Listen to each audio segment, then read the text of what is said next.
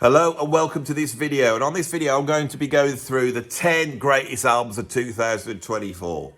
Now, how can an old bloke like me have any idea what the best albums of 2024? I can hear you shouting it now. Andy, you don't listen to new music. You got your head stuck in the early 70s. You don't know what's going on in the music scene at the moment.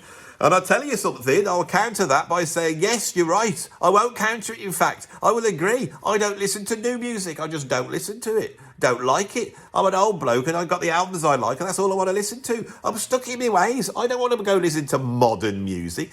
Why would I want to be going to listen to modern music for? But seeing that people were putting their best of 2024, and I did attempt to do it with my friend Steve Gould a few days ago, where we looked at sort of the best progressive rock albums of 2024.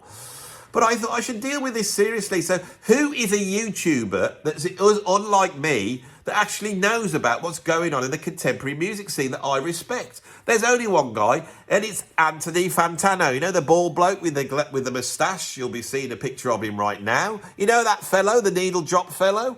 He knows what he's talking about, and I like him because he can talk about a jazz rock album, a prog album, or we can talk about a rap album. He's a good guy and he works hard. He's always got so many videos come out. I respect him. He's recently come out with a video where he's gone through the 50 best. Bloody hell, I haven't even listened to 50 albums in 2024. In total. You know, I've got the Bill Evans box set that I've been listening to in the car over and over again. What have I been listening to? I am going to be doing a video of what I've been listening to. So all these videos are related. I've just done a video about the sort of my criticism of old albums that are seen as classics. You've got this one where I'm going to look at contemporary albums, and these are supposedly the best ones. And I will also be doing a video where I go through what I'm actually listened to in 2024. I thought that'd be quite fun to do that. So, Anthony Fantano, also known as the Needle Drop, came up with his 50 best albums of 2024 ranked. I've screamed off the last 10 and I'm going to go through them now. I sat down with the headphones and I listened with an open mind, as much as my mind can be open. My mind is pretty much closed, I must admit. But in looking at my mind, I found there was a tiny little window about here. It was like to the pantry. And I managed to open that and I just let that music go into that part of my brain, hopefully coming up with an objective opinion. Now, as I went through this on Spotify, I have my liked albums. There's not that many in there. There was only 7 albums I've liked this year. There was this thing. And one of those albums I was on. So I'm so close-minded. I admit it. This is what this channel represents. But I can listen. I'm not a fool, you know. So I sat down and listened to these albums. And I thought, I'll listen to these albums. And I might like them. I might not like them.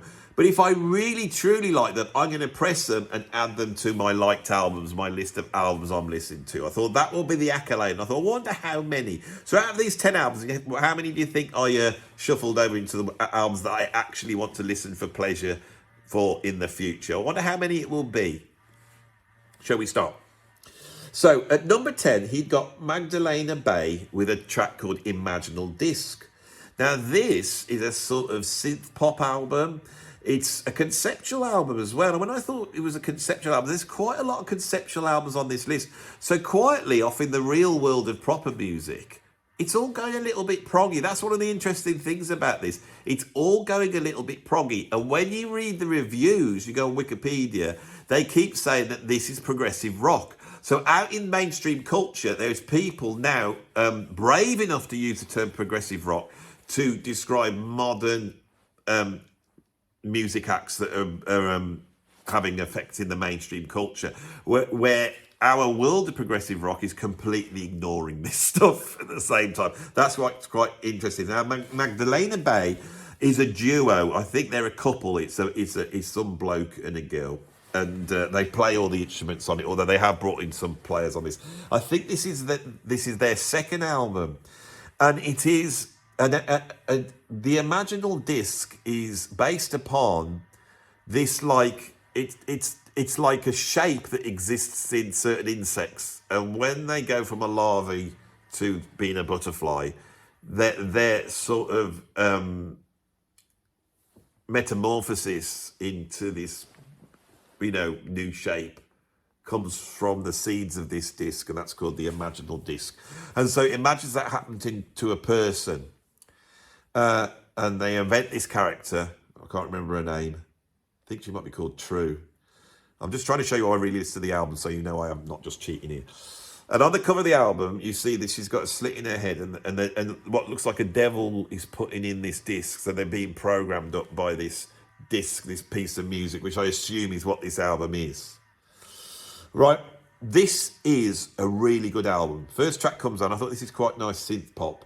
And then the second album came on, it had some real drumming on it and a real playing, and it was interesting, great melodies, interesting chord progressions, interesting conceptual stuff. And I was thinking, this is almost like a cross between pop music and prog, and it pushes the boundaries of both. So it's not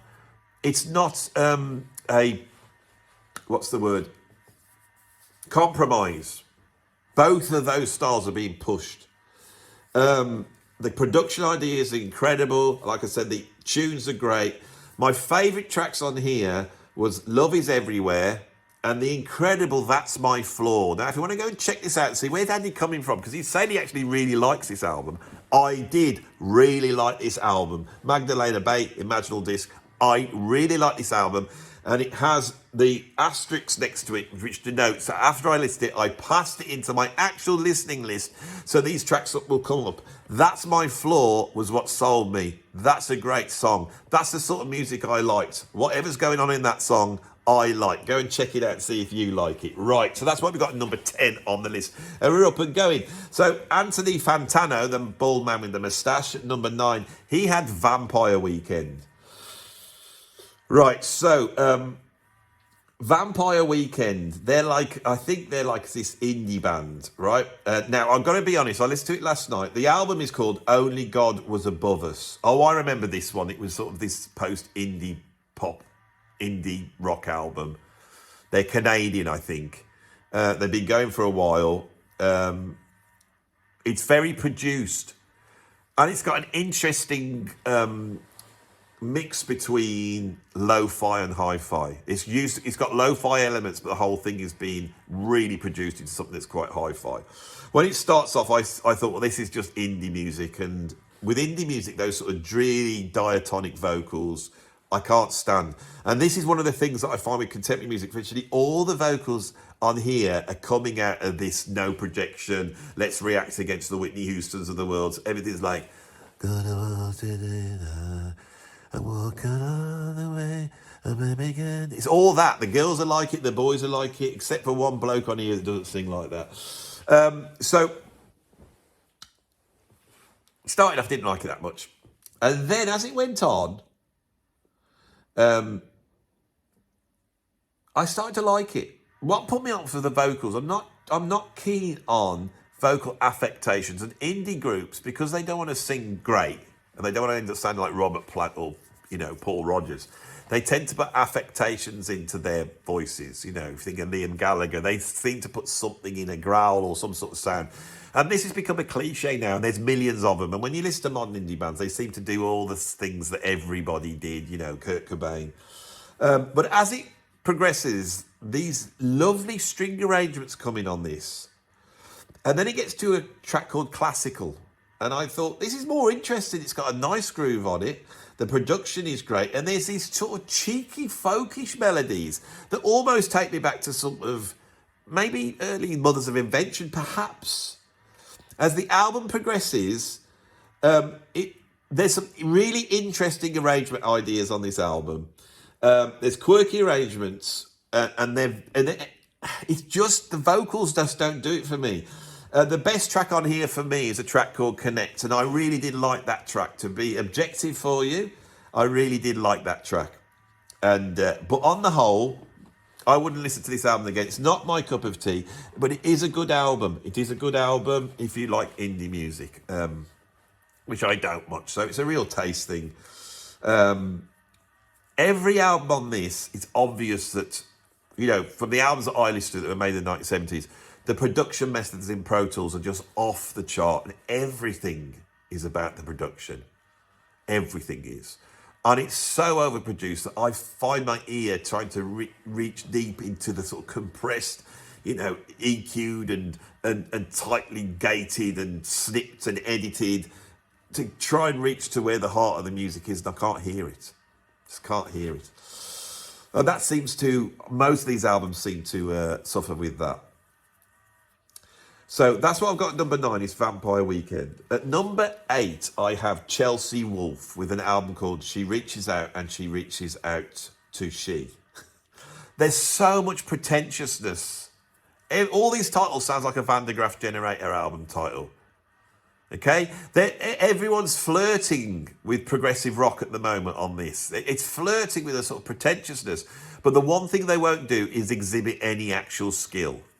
And that I find just, it's boring. I want to listen to Tina Turner. I want to listen to Mariah Carey. I want to listen to Jimi Hendrix. I want to listen to Mavis Structure. I want to listen to those bands where I feel like the musicians are like, it's not that I want to hear like everything played really well and perfectionist. It's not that. I want to hear some sort of musical individuality which says something that I haven't heard before. And to get to that point, you've got to do the bloody work and do the practice. Anyway, Chelsea Wolfe, she is like this sort of electronica gothy girl. She's got long black hair. Everything's all dark. It's like, you know, as though if Kate Bush had been into Ministry. That's what we've got with this Chelsea Wolfe. So, yeah, it's all electronic. It's quite heavy in places. There's significant influence on this album from trip hop, from gothic rock, from industrial music. And I've put in my description here, my notes as I was listening to it, this is a pretty dull and turgid album for me. I put House of Self Undoing is quite good as it has real drums and guitar on. I can't help it. As soon as you got a real drummer and a real guitarist, and then when they're on, you can tell that it's been so like nailed by the producer. No one will allow anything to creep through that's just a bit idiosyncratic at a time, you know, or recorded a bit strange or wrong. You know, there's all sorts of nods to lo-fi, but you feel like it's the plugging, so it's all become a cliche. Everything, if it's lo-fi, it sounds like Portishead. It's all that thing is going on. This is where the trip-hop influences happen on this album.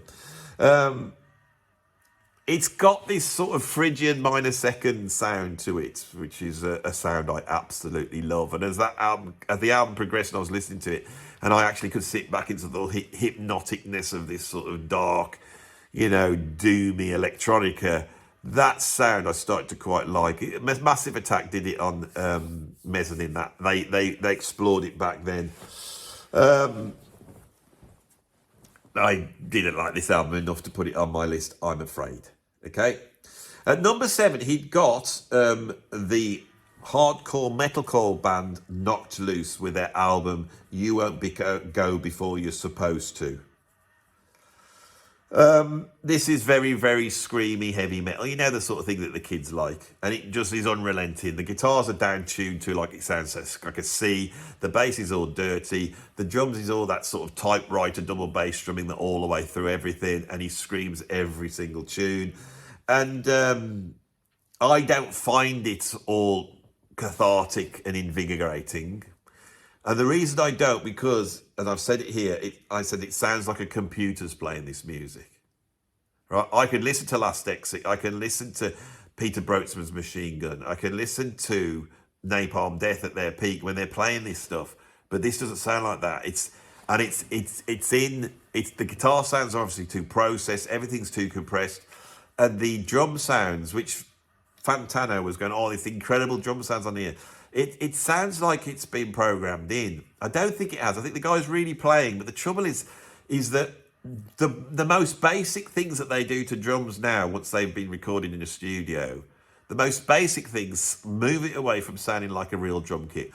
I've started playing a lot on this channel, as you've noticed, and everything that you've heard for the last few months is basically the 2 mics above the kit. Everything is room sound. I'm putting effects on it and compressing it, but everything is the sound of the drum kit.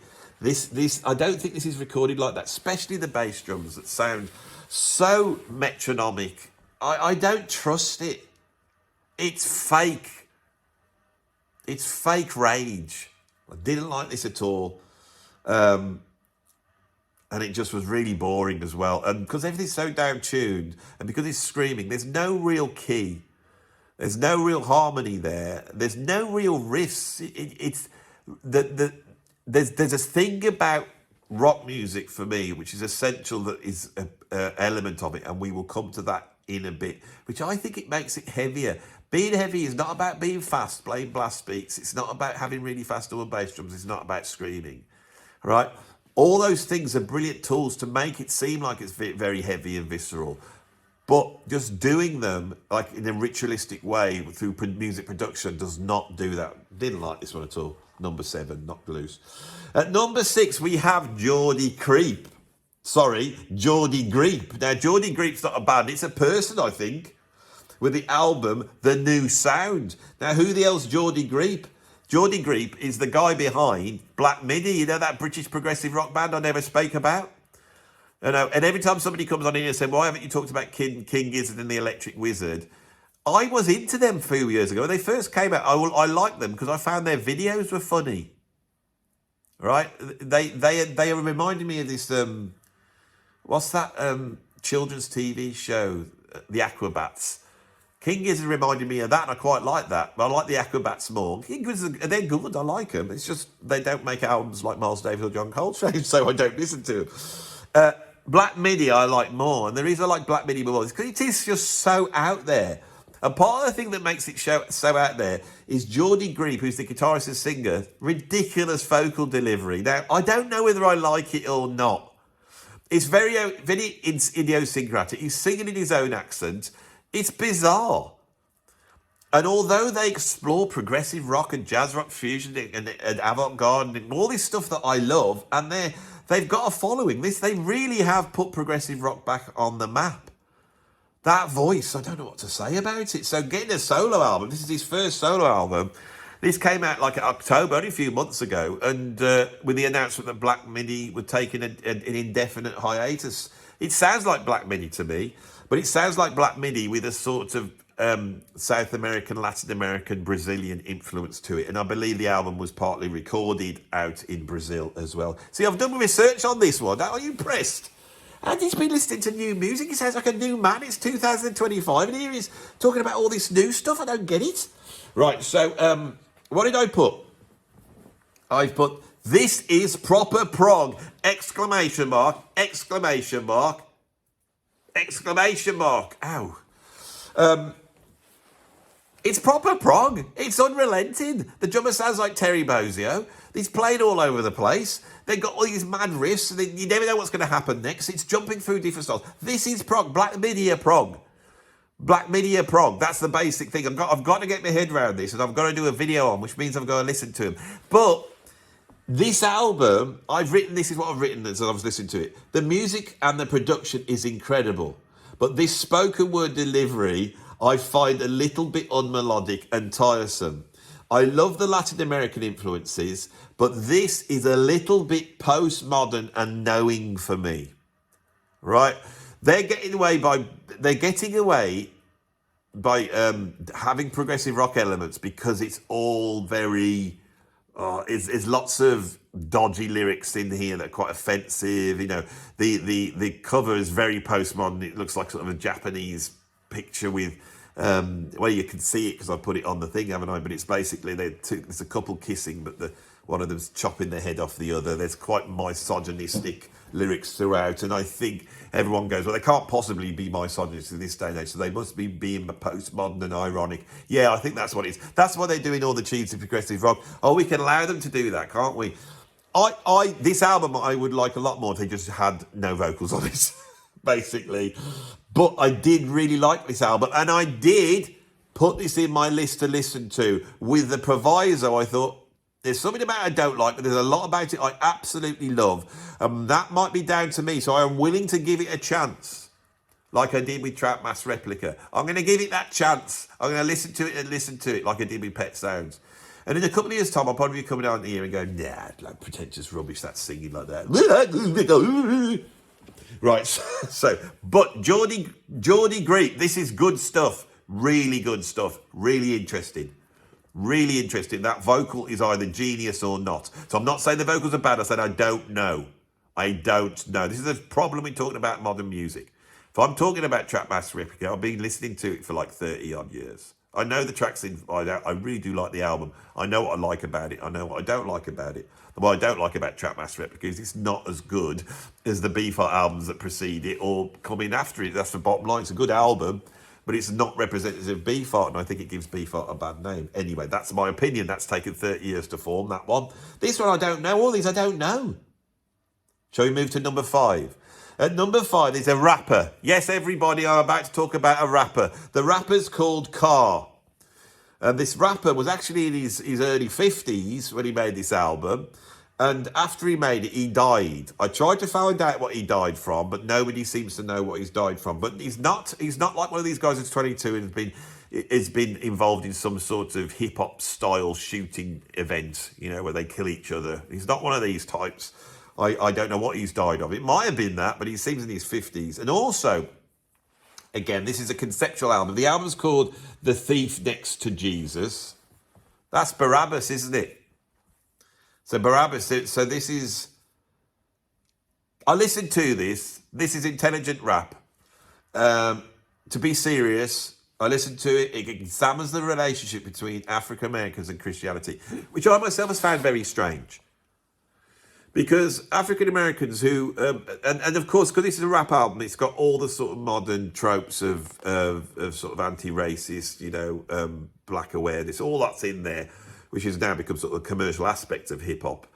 But I think it's exploring a really interesting area because obviously for the African Americans through slavery, they had Christianity inflicted on them, but in a way Christianity has been the savior of so many African Americans in a way, in that, for example, Martin Luther King came from the church, and it was those Christian values that may have stopped slavery. So there's all this going on, and yet we know that sort of American Christian sort of TV evangelist thing is a bit dodgy in America. So I commend this guy for examining this so intelligently, and his rapping is very intelligent and worthy. But I can't be arsed listening to it. I'll tell you why, because musically it's just so boring. He's got, again, this contemporary delivery, so he's rapping in this husky, hushed voice, and it seems that he's got some old like gospel album and he's found a loop on it, and then he just raps over it all the way through. It's not a bad album. If you are a person that enjoys rap and enjoys listening to the lyrics and studying the lyrics. Now, I work with rappers and I got told this. I said, Andy, you don't get it. It's not about the music, it's about the lyrics. A good rapper is where the lyrics it's about the lyrics. And I understand that. And if you're into rap, you may stick with these lyrics, and the music is just a backing that he raps over and he gives it a certain vibe. And what he's saying is very good, and he seemed like a good rapper. But for me, there is a way of making rap which is also musically interesting, because I do like rap, and I might do a video on rap this year. I just know nobody will watch it, all my lot hate rap. So, at number 4, I have got Jack White with his album called No Name. Now, on this list, I have heard, I think, of 4 of the artists. And Geordie Greep, I've heard of. He was one. And Jack White, I've heard of. And then there's 2 more to come that I'd heard of. Now, Jack White, of course, was the guy behind the White Stripes. And I quite like the White Stripes. It's a little bit like, you know, posh boy rock, isn't it? It's a bit like the Strokes. But but the thing with Jack White, I think he understands something about rock music, which is a thing that I think is missing from that sort of knocked loose, you know, metalcore that we heard earlier on. And it's the blues. Jack White understands the blues. I don't think the Strokes understood the blues, but Jack White does. He really does. And as soon as this album came on, I loved it. This is just a no-messing rock album. It's got real playing on it. They're playing great. The riffs are great. Jack White doesn't whisper. He shouts. He doesn't reinvent the wheel. It's just a good, honest rock album, and I loved it because I love good, honest rock. It stands like a sore thumb. You can tell that this guy is from another time. He's from another place where music's just made and it just blows you away. He's not trying to be postmodern. I mean, when the White Stripes came out, they seemed postmodern because there was only 2 of them, and he got his girl sister wife thing or whatever she was, Meg White on drums, and nobody knew what was going on there. But they had some cool riffs. So the reason why they were so massive is because they had cool riffs. I know this because as a music teacher, every time I walked in with a new class and those kids got up stage, you know, they would play a White Stripes riff because they're cool riffs, right? He knows what a riff is. He's got interesting arrangements going on. There's a lot of great rock albums that they kick on. You get a really cool bluesy riff. They kick in, the drums kick in, you really enjoyed it, and then 3 tracks in, you start going, this is getting a bit samey. A band like AC/DC can go beyond that through the arrangements, and so can Jack White. This is a great album. White understands rock music, and he understands its relationship to the blues, and he, through that, knows how to write a riff. It's got great production, and the album stays interesting, and he is a great guitar player. Yes, he's not Aldi Meola or Alan Holdsworth, but he's a fantastic guitar player, and it comes in, and sometimes it sounds like he's a little bit like, oh, he doesn't know what he's doing. But then he hits certain notes. He hits certain blue notes. You know, on a blues, on the 1 chord, he'll hit a 3 after hitting the flat 3, and he gets a certain tension. He understands what he's doing. And it's very great, you know, it's very great. It's not like some of the sort of postmodern guitar solos we have now, which are the only ones the critics will allow through. No one can play the guitar like Eddie Van Halen on a record anymore, unless it's like some sort of cheesy rock music that they're not interested in. Jack White gets away with it, but actually there's an intelligence behind his playing. And again, this one is great. Right, now, I'm just going to... I've got my list on my laptop. And I'll probably edit this out when I might edit this bit out because I'm going to plug my laptop in. It depends how much I want to do editing. But if I'm not, because I've got my laptop's run out of power, so I'll just plug it in over here. There we go. We'll get back into the list. We're at number 4, weren't we? Number 4. We're nearly there. Come on. So did you have a good Christmas? Was it all right? Yeah. That was all right. It's always a bit of a letdown at Christmas. You know, you get the tree up, buy all the presents, you know, everyone gets up on the morning, dish all the presents out. They all go, oh, great, I really wanted that, you know. Or if you got like my kids, they go, oh, I never wanted this, why didn't I get that? And you look at all the work and all the effort and all the money you've spent. And then you think, oh, let's wait for Christmas dinner. And then Christmas dinner comes along and it's always too much to eat, isn't it? And you've always waited too long for it and you've lost your appetite. So you eat the Christmas dinner, and then you're off to bed, you know, stick a film on, you know, whatever it is, Rogue One, Star Wars, and then what? Bag of peanuts and the crap bits of the Quality Street. That's a British Christmas for you. I mean, it's the new year now, 2025. I always like the new year. Anyway, my power's back on. I'm glad we had that little chat. I might have to leave this in because that was probably the best bit in this video, wasn't it? Right, at number 3, we've got Kendrick Lamar with the album GNX. Now, Kendrick Lamar made an album in 2015 called To Pimp a Butterfly. It's an incredible album. It's a masterpiece. It goes all over the place. It's conceptual. It's got like jazz rock bits in there, funk bits in there, bits like John Coltrane. And it's mind-blowing. I see that as being true progressive rock, and I've championed that album a lot on this channel. Kendrick Lamar as a rapper is a virtuoso rapper. You could take his raps if you wanted, and I was going to do this for a video. I was going to take one of Kendrick Lamar's raps and actually break it down to show the amount of information that he packs into each line. He's a virtuoso rapper. The amount of references, the amount of the way he'll take certain slang, like hip-hop slang, and invert it. So you have to sit there, if you don't understand the slang, like me, because I'm a white middle-aged bloke, but you Google it, it's like, oh man, that's quite clever. He comes out of this sort of gangster rap scene. With To Pimp a Butterfly, he goes back to the source. He goes back to jazz, basically. And he reinvents the wheel. It's an incredible album. Here, he seems to be going back to sort of early go-go-y hip-hop, trouble funk, early hip-hop 80s influences, and then reimagining those. And he does this really well. In terms of the music, it's far more interesting than that bloke car. But this album is not the masterpiece that To Pimp a Butterfly is. There's some beautiful string arrangements on it. So he's got like a huge orchestra on there, and that's really good. But listening to it, it's just a little bit samey. And again, with rap, I haven't got the time. You know, if I don't like the music, This album's okay. It's better than the Car album. I can tell he's a good rapper. I don't know what to say, but I have a problem with modern hip hop. A few years ago, I really decided, after being quite a rap fan when I was younger, to really explore modern hip hop. And I worked at it and listened to so much of it. And the conclusion is that I really hated it. That was the conclusion I had at the end of it. And this one falls into the same category. And the drum beats are no longer funky. There's no groove there. So the rhythmical sort of gymnastics of the rapper are a little bit mathematical for me, because the groove's not there.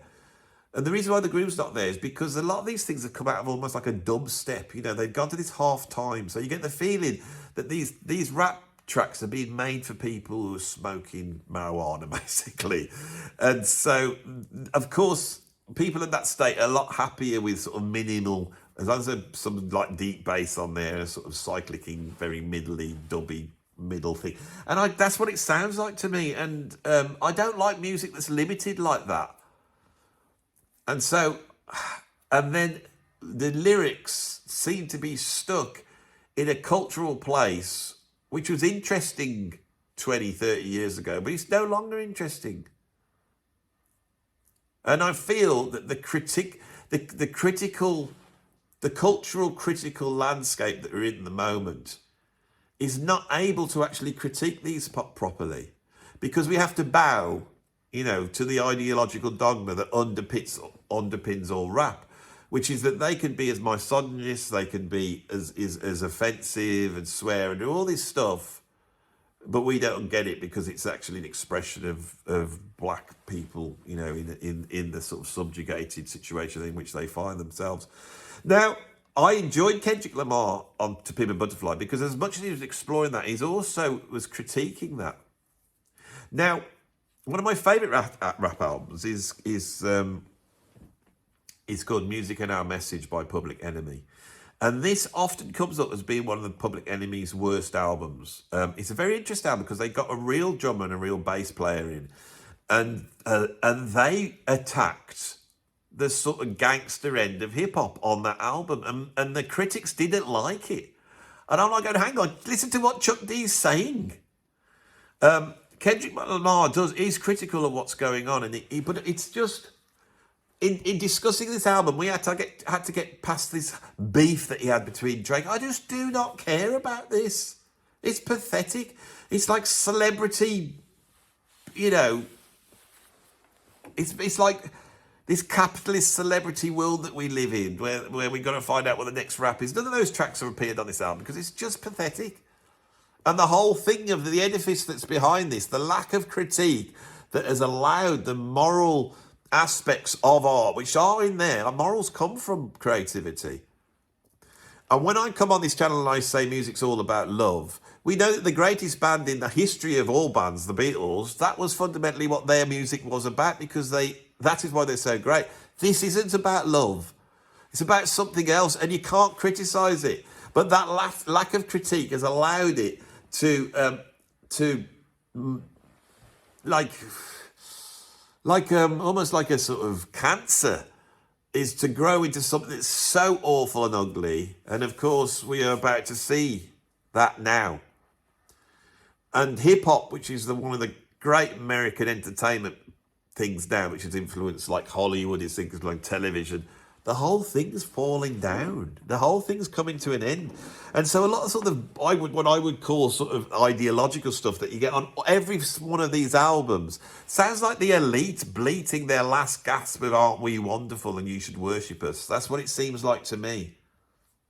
And that is where Kendrick Lamar, who has now been around long enough to have been a multimillionaire and be working in certain circles where he probably thinks he's more important than Jesus Christ, I start to feel that, and it has not got whatever was going on when these sort of naive rappers first got like on Run DMC and were basically just trying to have a party, and that the message in there just happened to be there because the message was there.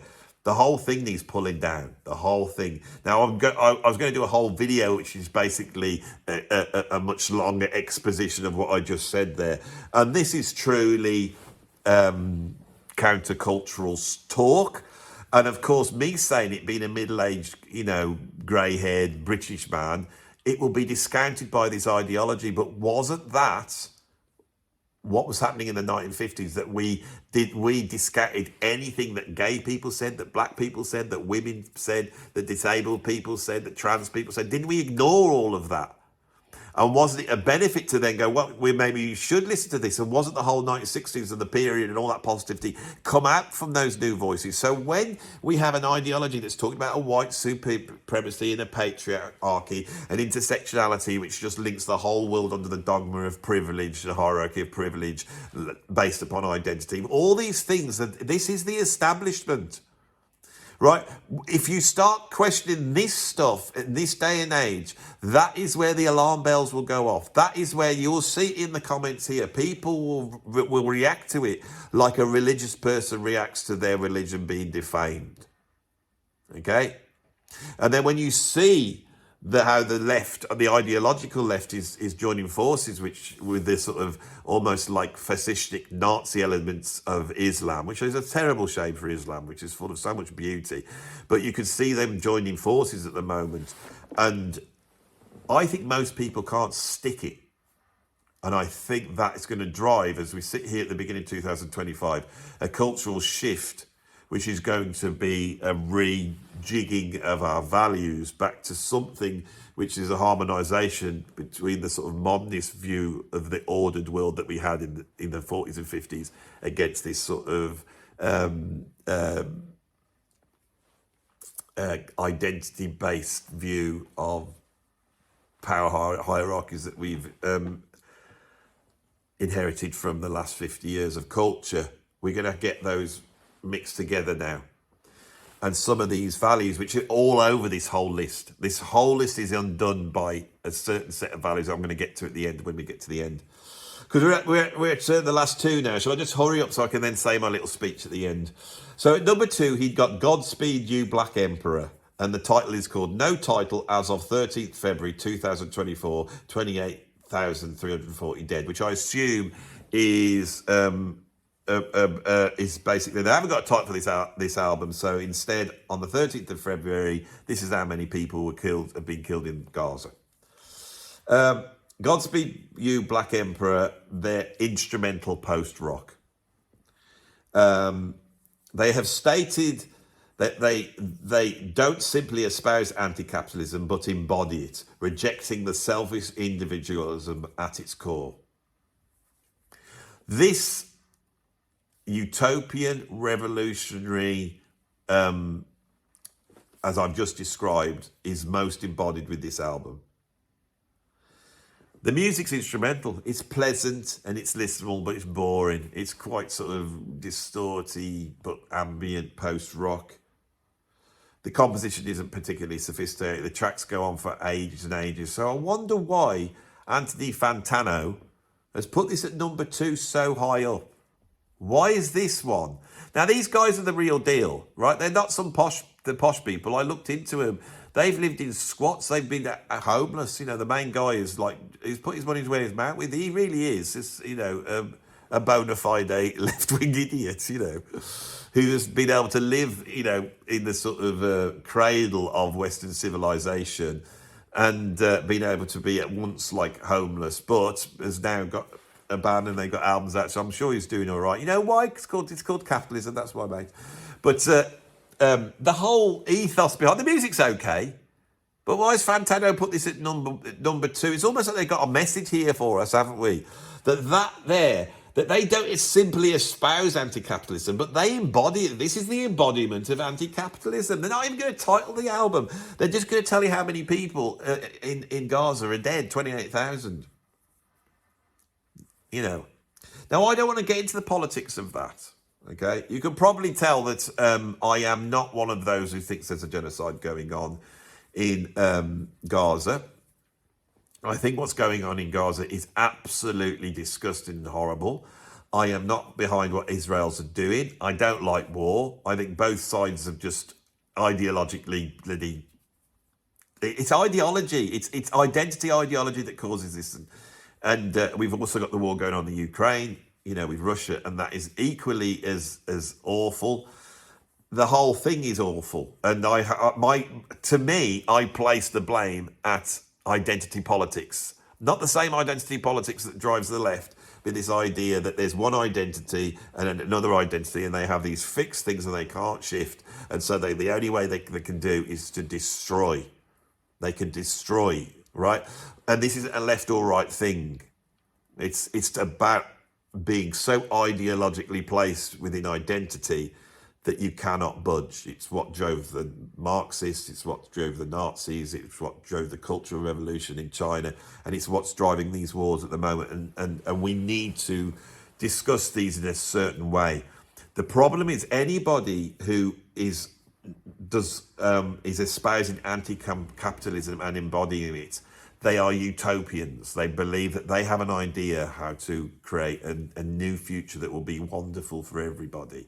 But the only problem with that is, and it might be wonderful, and they might have a brilliant idea of how to do it, but to get there, the only way they can get there is to make that utopian future happen. And the only way you can make a utopian future happen is by getting rid of the people that don't agree with your utopian future. And that is what's always happened in history. And that is why I don't like it. Right? That's why I don't like it. Israel is trying to wipe Gaza off the face of the earth. Why? Because they don't want it there. There's nothing to do. There's no humanity there. But Hamas would want to do exactly the same thing. This is why I don't get into new music, because when I look at what is happening culturally, which is what I do, rather than talking about culture, it's what's going on in 1972. I'm talking about what's going on now. And that there, when you've got an album called No Title as of 13th of February 2024, 28,340 dead. That's the title of this track. And old Anthony Fantano has put it on number 2 on his list of the greatest albums. So what's he got at number 1? What he's got at number 1 is pure pop. It's the British artist Charli XCX with her album Brat. Had a listen to it, quite liked it, not enough to stick it in my list, but I quite like Charli XCX. It's nice pop music, clever, production's nice. Of course, there's nobody's playing on it. It's all been made by producers. It's all really great. And I put on, and I thought, yeah, I quite like this. It's quite nice pop music. So it's inoffensive. It's not trying to reinvent the wheel. But then you start to think what she's singing about, and she doesn't like herself, you see. She's not like all the other girls. She's different, because she's mixed race, you see. She's mixed race. She's got frizzy hair, and she's worried about losing weight, and all these things start to come in. And it's a quote from Chris Rock, from the great comedian Chris Rock, popped into my mind as I was listening to this Charli X album. And I'll read you the quote. There's going to be swearing in this quote. Actually, I will bleep it out. Sort of. So, Chris Rock said this. If everybody claims to be a victim when the real victims show up, nobody will be there to help them. And right now, we live in a world where the emergency room is full up with motherfuckers with paper cuts. Now, if you take those paper cuts and make it into a pop album, this is what this is. It's very pleasant and nice, but as I listen to it, knowing the industry as I do, I get the whiff of privilege coming over. I get the whiff of privilege. I can just tell the sort of virtue signalling of these paper cuts sort of tells me that this is the elites at work. The elites that said, Daddy, can I have a job in the pop world? And they got it. And of course, Charli XCX was signed at the age of 14. She's been around for a while. Why was she signed? How has she done this? So, so in amongst all this sort of very programmed, pop music with Charli XCX, where she doesn't have to sing, because she actually sings. It's not just been tuned in. She sings through auto-tune. All those artifacts that Cher made so popular many years ago are in every one of these. She's singing through it. We hear all the cracks as it just hits these pure notes all the time, and she sings about how terrible life is for her. She went to a boarding school. Can't remember the boarding school. I didn't make a note of it. But she went to the boarding school, and then she left that and went to Slade College of Art. Now, I looked up the boarding school she went to, And the cost per term to attend that boarding school was £15,000 a term. That's 45 grand a term for her to go to boarding school. Her father ran a music venue, and he's involved in the music industry. It seems very hard to find this stuff out. But here we have somebody attached to the music industry that is able to afford to send their kids to that type of school And she, within that school, was able then to circulate with a whole bunch of people. She was offered a record deal at 14 years while she was at Slade College of Art, which is those art colleges are a haven for a certain type of person. I got no problem with these people. I'm not a lefty, you know this. I've got no problem with it. But it needs to be said. It needs to be said what's going on with this music and where it's coming out of. Because when you've got at number 2 a band saying, I don't simply espouse anti-caste-millism, I embody it. And then we go to number 1 and we got Charli XCX. Now, the producer on this is a guy called Alexander Guy Cook. And he is the son of the English architect Sir Peter Cook. Right, and he attended Goldsmiths University in London, where he studied music. Now, if he studied that at Goldsmiths back in then, what's interesting is that my friend who I made music with very many years ago, say 30 odd years ago, is a guy called Ian Stoners, and he ended up teaching music at Goldsmiths University. And at a certain point, I would say around about 2000 and the early 2000s, maybe when this guy was at music college, I was offered a job teaching at Goldsmiths. I couldn't do it because of the travelling. I couldn't afford to move down to London, and I couldn't afford the 3-hour travelling. It would have meant I couldn't. It was a really prestigious teaching job that I've regretted from this moment. And of course, I may have been, teaching this Alexander Guy Cook, this posh boy that's the son of a famous English architect. That's who's produced this. Charli XCX also works with one of the guys from the 1975, I think the drummer of the 1975. Now, of course, the 1975 also met at quite a posh school, didn't they? This here is the modern music industry. This is what's wrong with it, right? And I was thinking about this morning.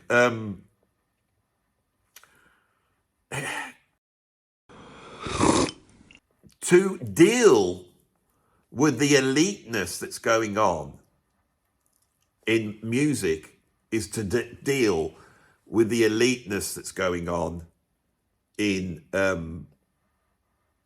our culture at the moment. And it needs to be challenged. And it is being challenged. Politically, it is being challenged. On this channel, I hope I can challenge it in my own little way, and I think I am going to draw this video to a close because there's more to be said about this. And I know if I start talking about it, there's going to be another hour on this video. So I've opened this up. But what this drips with, this whole top 10, and there's some brilliant music there, but the whole thing drips aesthetically for me with 2 things. One of the things is this utopian revolutionary aspect that's been through the whole of rock and roll and now is tired. And the other thing is that it's the product of privilege and a certain class of people that are signaling to the rest of the world how wonderful and brilliant they are and how we should worship them, basically. That's what we've got going on this list. I hope you enjoyed this. I didn't expect to get so much cultural critique out of this list. It's been quite interesting to me, and I've discovered 3 albums I really like that I can now go away and listen to. So thank you, Anthony Fantano, for suggesting this. This is what it's all about, But my favourite on the list was the first one. It was the Magdalena Bay one. That is the one I like the most. And I think partly because, although they do sound like 2 very sort of privileged people sat in their studio being all fey like privileged people do, this is what I pick up from it. It's the least, that and the Jack White album, and the Jack White's because he's from another era, they're the least affected. The rest of them, don't know. If you like this video, put a like on it. If you want to see some more, you can subscribe to it and press the notification bell. If you want to support me, you can either become a patron, you can support me by becoming a free member where you'll get access to extra content, or a paid member where you'll get access to even more content. And if you want to help me financially, you can put some money in my PayPal tip jar down below. Thanks for watching. I'll see you on the next video.